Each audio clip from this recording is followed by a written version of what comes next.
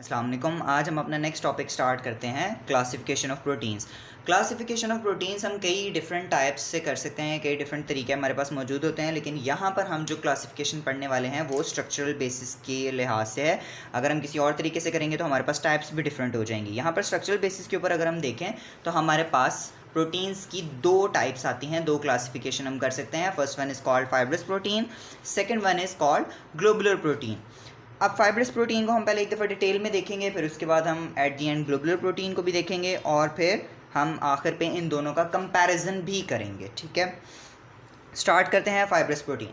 Fibrous protein हमारे पास कैसी होती हैं? फाइब्रस प्रोटीन में हमारे पास मॉलिक्यूल्स होते हैं जिनके अंदर पॉलीपेप्टाइड चेन्स होती हैं, और वो polypeptide chains in the form of fibrils होती हैं, इन द फॉर्म ऑफ आपके पास एक तरह का हेलिक्स टाइप स्ट्रक्चर बन रहा होता है। हेलिक्स नहीं होता, लेकिन कुछ हद तक अगर आपको सिमिलैरिटी शो करवानी हो तो उस तरह की हो सकती है। आपको इसके लिए एक स्लाइड भी मैं शो करवा देता हूँ जी। ये आप जो डायग्राम देख रहे हैं, यहाँ पर आपके पास एक फिब्रिल शो किया गया है, पॉलीपेप्टाइड चेन शो की गई है।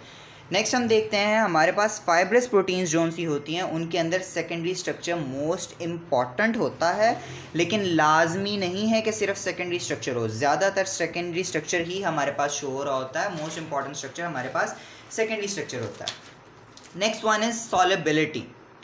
जितने भी हमारे पास फाइब्रस प्रोटीन्स होती हैं वो तमाम की तमाम हमारे पास इनसॉल्युबल होंगी, एक्वस मीडिया के अंदर इनसॉल्युबल होंगी। वो वाटर के साथ सॉल्युबल नहीं होंगी, वाटर के साथ मिक्स नहीं होंगी। जिस तरह हमारे पास एक एग्जांपल आ जाती है कि अगर हम वाटर ऑयल को मिक्स करें तो वो सॉल्युबल नहीं होते, उसी तरीके से हमारे पास जो फाइब्रस प्रोटीन्स हैं वो भी वाटर के अंदर सॉल्युबल नहीं होंगी।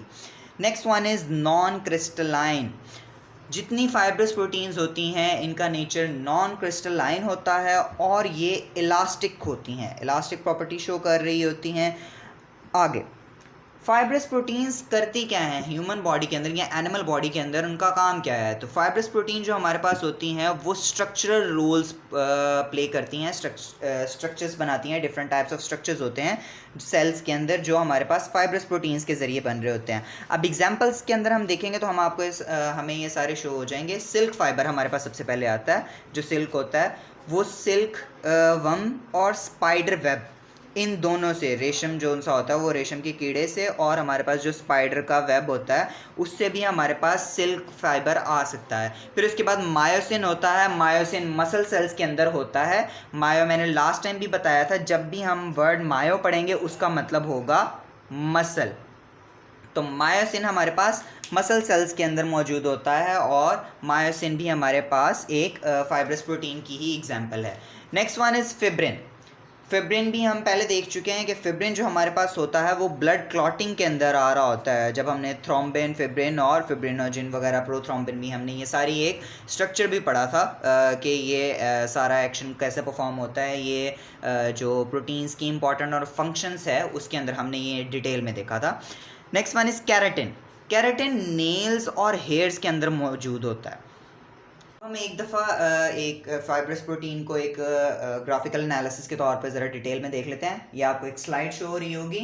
इस स्लाइड के अंदर आपको फाइब्रस प्रोटीन की डायग्राम भी शो हो रही है राइट साइड के ऊपर, और लेफ्ट साइड के ऊपर आपको कुछ प्रॉपर्टीज़ वगैरह लिखी हुई हैं वो भी शो हो रही हैं। तो सबसे पहले हमारे पास क्या है? Have long narrow shape. Long shape होती है, नैरो शेप होती है, फिब्रिल्स की शेप होती है।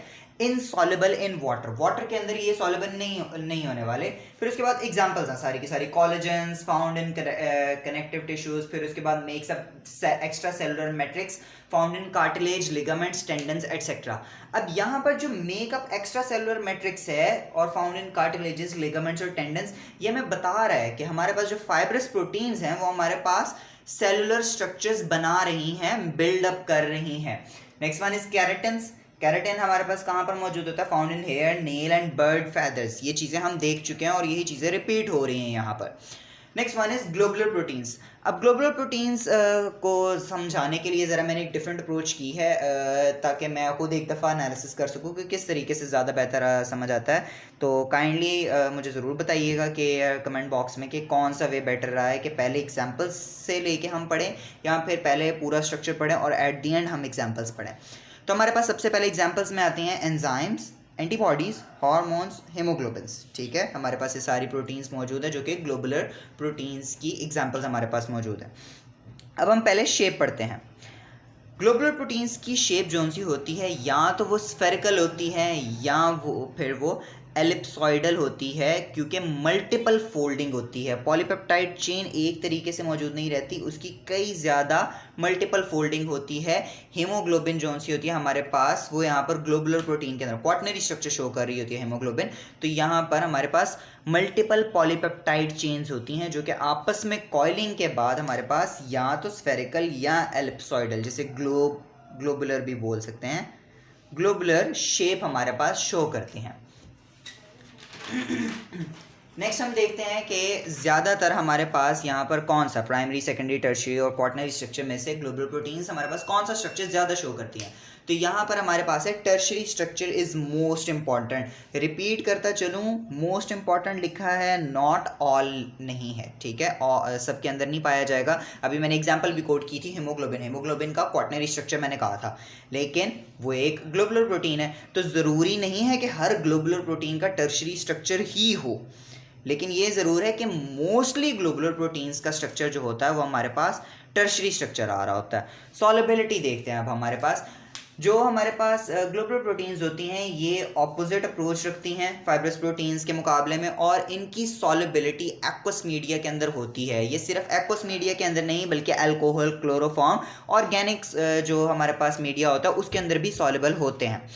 क्रिस्टलाइजेशन हमने पढ़ा था फाइब्रस प्रोटीन के अंदर that they are non crystallized, उनकी क्रिस्टलाइजेशन नहीं हो सकती, लेकिन यहाँ पर हम देखते हैं कि क्रिस्टलाइजेशन ग्लोबुलर प्रोटीन की होती है। Next one is physical and physiological change, ये ज़रा इंपॉर्टेंट है हमारे पास। इसमें क्या होता है, हमारे पास जब भी बॉडी के अंदर किसी भी किस्म का कोई भी फिजिकल चेंज है या फिजियोलॉजिकल चेंज है, यानी कि फिजिकल चेंज से मुराद किसी भी किस्म का टेम्परेचर का इंक्रीज और डिक्रीज हो गया है, फिजियोलॉजिकल चेंज से मुराद ये कि हमारे पास कोई भी सर्टन एलिमेंट है, सर्टन कंपाउंड है, वो उसकी कंसंट्रेशन कम या ज़्यादा हो गई है, तो उससे इन्वायरमेंट डिस्टर्ब हो जाएगा और ग्लोबुलर प्रोटीन्स जो सी हैं वो उनका फंक्शंस डिस्टर्ब हो जाएगा। जैसे एंजाइम्स की हम एक एग्जांपल करते हैं। एंजाइम्स जो सी होती हैं, मैक्सिमम एंजाइम्स जो ह्यूमन बॉडी के अंदर होते हैं वो 37 डिग्री सेल्सियस के ऊपर ऑप्टिमम टेम्परेचर के ऊपर अपना फंक्शन परफॉर्म कर रहे होता है।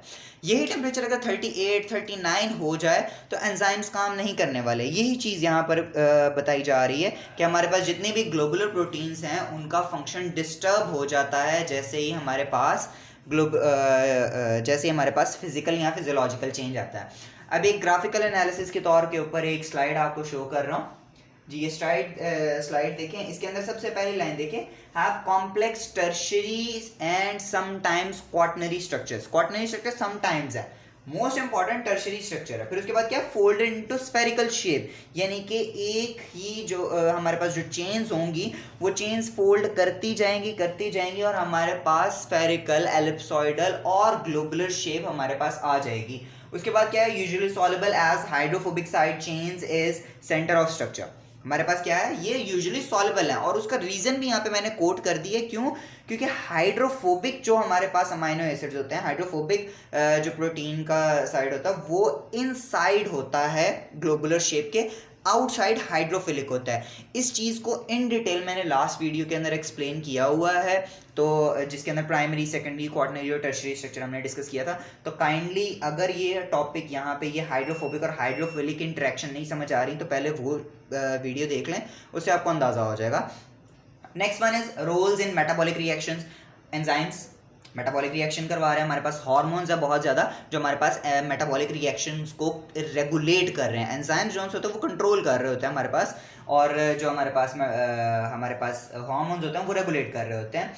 और आखिर पे एग्जांपल्स हैं, एंजाइम्स हैं, हीमोग्लोबिन है हमारे पास, ये हमारे पास ग्लोबुलर प्रोटीन्स की एग्जांपल्स हैं जी। अब यहाँ पर आपको एक स्लाइड शो हो रही होगी जिसके अंदर हम फाइब्रस और ग्लोबुलर प्रोटीन्स जो हैं उन दोनों का एक कंपैरिजन कर रहे हैं। अब इसमें हम सबसे पहले फाइब्रस प्रोटीन देख रहे हैं। देखें शेप वो बात कर रहा है, सबसे पहले फाइब्रस प्रोटीन की शेप।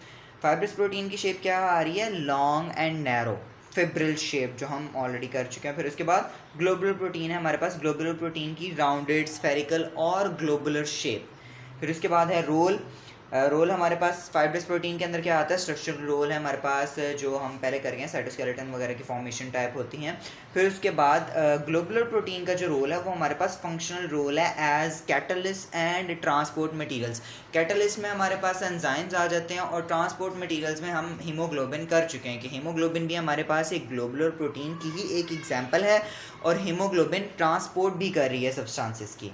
जिसके बाद है solubility in water. Solubility fibrous proteins जो होती हैं वो इनसॉल्युबल होंगी मोस्टली, जबकि हमारे पास जो ग्लोबुलर प्रोटीन्स होती हैं वो वाटर में सॉल्युबल होती हैं। फिर उसके बाद है सीक्वेंस ऑफ अमाइनो एसिड्स। इसमें क्या होता है, हमारे पास फाइब्रस प्रोटीन में रेपिटेटिव अमाइनो एसिड सीक्वेंस होता है, हमारे पास वही सीक्वेंस रिपीट हो रहा होता है, जबकि हमारे पास ग्लोबुलर प्रोटीन्स के अंदर इरेगुलर होता है, उसका कोई डिटर्मिनेशन नहीं होती। स्टेबिलिटी उसके बाद आ जाती है, fibrous proteins are less sensitive to changes in heat and pH. ये चीज़ हम देख चुके हैं कि ग्लोबुलर प्रोटीन्स जो सी होती हैं वो ज़्यादा सेंसिटिव होती हैं। जिस तरीके से हमने एग्जांपल भी की कि हमारे पास एंजाइम्स जब होते हैं, एंजाइम्स 37 से 38 डिग्री सेल्सियस टेम्परेचर हो जाए तो एंजाइम्स की वर्किंग स्टॉप हो जाती है, लेकिन जो हमारे पास फाइब्रस प्रोटीन्स होती हैं उनकी वर्किंग जो सी है वो थोड़े से टेम्परेचर की माइनर रेंजेस से इतना सेंसिटिव नहीं होते। अगर टेम्परेचर की रेंज ज़्यादा हो, टेम्परेचर पीएच इस तरह की चीज़ों की रेंजेस ज़्यादा इफ़ेक्ट करें तो फिर उनके अंदर चेंजेस आती हैं, वरना कोई चेंज नहीं आएगी। एट दी एंड एग्जांपल्स हमारे पास आ रही हैं कोलेजन और कैराटिन। दूसरी तरफ ग्लोबुलर प्रोटीन में हीमोग्लोबिन, इंसुलिन और कैटलेज। अब इसके साथ एक और स्लाइड शो हो रही होगी। इस स्लाइड के ये स्लाइड मैंने ख़ास तौर पे इसलिए शो की है क्योंकि यहाँ पर डायग्राम्स भी मौजूद हैं, तो डायग्रामेटिकली अब यहाँ पर हम इसे देख सकते हैं। सबसे पहले फाइब्रस प्रोटीन की डायग्राम एक दफ़ा देख लें। हमारे पास लॉन्ग शेप्ड आ रही है, फिब्रिल शेप्ड आ रही है, ठीक है। फिर उसके बाद ग्लोबुलर प्रोटीन हमारे पास एक ग्लोब बन रहा है, सर्कुलर शेप आ रही है। अब हम एक दफ़ा इसकी थोड़ा बहुत जो प्रॉपर्टीज साइड पर लिखी हुई हैं वो पढ़ लेते हैं। फाइब्रस प्रोटीन्स हैं लिटिल और नो टर्शरी स्ट्रक्चर, ठीक है। फिर उसके बाद लॉन्ग पैरेलल पॉलीपेप्टाइड चेन्स होती हैं, क्रॉस लिंकेजेस एट इंटरवल्स होंगे। फिर उसके बाद है हमारे पास mostly insoluble, most have a structural role. ये वही चीज़ें रिपीट हो रही हैं इसलिए मैं सिर्फ एक दफ़ा रीड आउट कर रहा हूँ। फिर उसके बाद कैराटिन है और कोलेजन हमारे पास एग्जाम्पल में आ जाता है। और आखिर पे हमारे पास जो ग्लोबुलर प्रोटीन है वो हम देख लेते हैं। ग्लोबुलर प्रोटीन में हमारे पास क्या है जी, a complex tertiary structure folded into a spherical or globular shape, usually soluble in water. Some have a quaternary structure. Some have a quaternary structure. Mostly have a tertiary structure. फिर उसके बाद है roles in metabolic reactions. तो यहाँ पर हमारा ये topic conclude होता है। आई होप के सब बच्चों को समझ आ गई होगी। अगर कोई टॉपिक नहीं समझ आया है या कोई क्वेश्चन है तो काइंडली कमेंट सेक्शन में ज़रूर क्वेश्चन पूछिएगा। हमारा नेक्स्ट टॉपिक जो होगा वो सेकंड ईयर की केमिस्ट्री की बुक से होगा। सेकंड ईयर की केमिस्ट्री में हम ऑर्गेनिक केमिस्ट्री का इंट्रोडक्शन करेंगे और अल्केन्स, अल्कीन्स, अल्काइंस का नॉमेनक्लेचर स्टार्ट करेंगे। हम डायरेक्ट चैप्टर 8 में IUPAC नेमिंग से स्टार्ट करेंगे। So thank you for the video, thank you for watching the video, so kindly do like it, share and subscribe it. Thank you. Allah Hafiz.